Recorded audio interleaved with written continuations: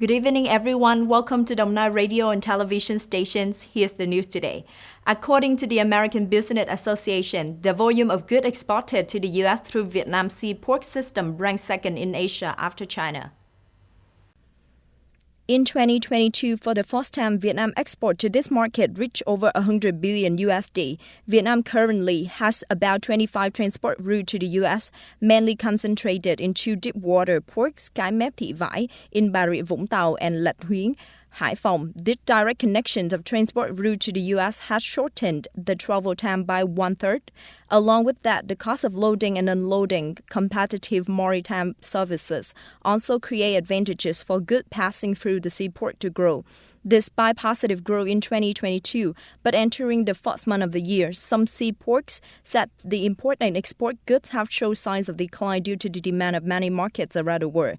Therefore, solution to enhance connectivity, investment in upgrading hard and soft infrastructure to keep the target of the commodity growth also need to be taken into account soon.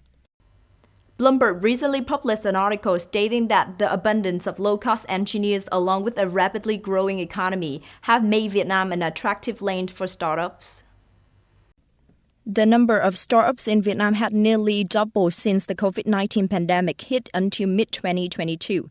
In 2021, Vietnam raised a record $2.6 billion through 233 private deals, up from $700 million US dollar and 140 a year earlier.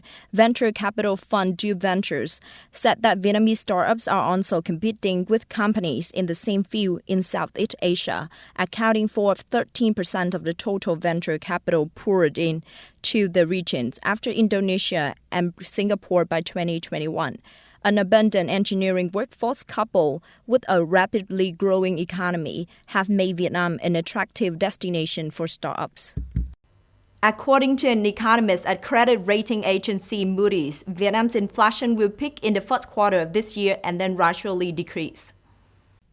Currently, many factors affect inflation in Vietnam, such as food prices, fuel prices, household appliances, and construction costs. In the near future, when there are changes in electricity prices, inflation control will need more attention. More energy price subsidies may be needed to ease the burden on low-income households. This year, controlling inflation continued to be a challenge for Vietnam.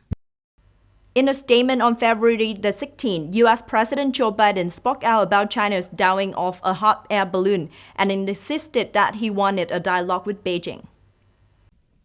President Biden said he would not apologize for shooting down a hot air balloon suspected of being a Chinese spy, but insisted he wanted to maintain contact with Beijing. We shot down the balloon, sending a clear message that violations of our sovereignty are unacceptable, he said. President Joe Biden added that the U.S. seeks competition, not conflict with China. He expressed that he's look forward to speaking with Chinese President Xi Jinping. In addition to a above-mentioned hot air balloon, the U.S. military also shot down 3 other flying objects over the U.S. and Canadian territories for 3 consecutive days. From February the 10th, President Biden said there was nothing to suggest they were surveillance vehicles from China and any other country.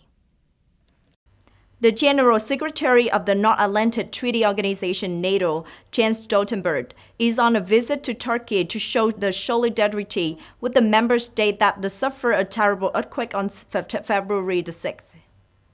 Speaking at a joint press conference with Foreign Minister Kemalu Cavusoglu, Stoltenberg said NATO's ally provided support just a day after the earthquake. Aircraft from the Netherlands, Norway, and the UK do not stop transporting aid to Turkey. Fundraising campaigns are held in all NATO countries. Foreign Minister Cavusoglu welcomed NATO's quick response in assisting Turkey after the earthquake. He expressed thanks for the support of the alliance in the military bloc. Currently, the total number of people killed in earthquake in Turkey and Syria has reached more than 42,000, including 36,187 people in Turkey. The European Bank for the Reconstruction and Development estimated the earthquake could cause economic losses equivalent to 1% of Turkey's 2023 gross domestic product.